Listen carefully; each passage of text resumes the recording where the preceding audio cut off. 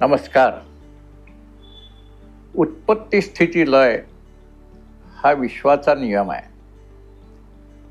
परमेश्वराने विश्वनिर्माणकर्त्यांनी तो निर्माण केलेला असल्यामुळे तो बदलू शकत नाही. जन्माला आलेला माणूस कधीतरी जातो आणि सृष्टी सातत्य राहण्याकरताच पुन्हा जन्म होणं, उत्पत्ती होणं ही महत्त्वाची गोष्ट आहे. आणि यासाठीच परमेश्वराने जी रचना केलेली आहे, झाड मोठं होतं, फुलं येतात, फळं येतात, फळं खालती पडतात, त्या बिया परत रुजतात आणि परत झाडं तयार होतात, परत बिया आणि फळं तयार होतात. माणसामध्ये सुद्धा, प्राण्यामध्ये सुद्धा स्त्री आणि पुरुष अशा दोन व्यवस्था परमेश्वरांनी निर्माण केल्या आणि पुनरुत्पत्ती, सृष्टी सातत्य राहण्याकरता जन्म हा महत्त्वाचा आहे.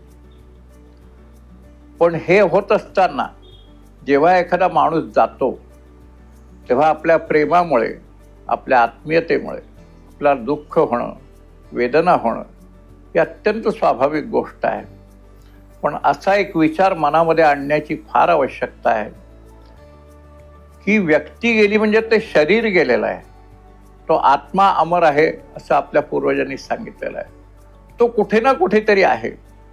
मी पुढच्या काळामध्ये असा जगेन, असा वागेन की तो जो आत्मा आहे तर तो कुठे ना कुठेतरी आपल्याकडे लक्ष ठेवून आहे आणि त्याला समाधान वाटेल, त्याला सुख वाटेल, त्याला तुमच्याबद्दलचा अभिमान वाटेल असं वागणं, बोलणं, करणं, जगणं हे आपल्या हातामध्ये आहे. आपण चुकीचे वागलो तर त्याला वेदना होईल याचं भान जर का आपण ठेवलं.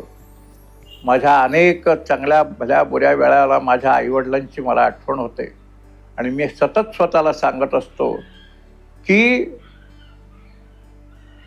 ते हयात असताना त्यांना दुखवण्याचं जसं मला कधी वेळ आली नाही, तसं ते गेल्यानंतर सुद्धा माझ्याबद्दल त्यांना सुखाची भावना होईल, अभिमानाची भावना होईल असंच वागणं हे माझं निसर्गदत्त कर्तव्य आहे.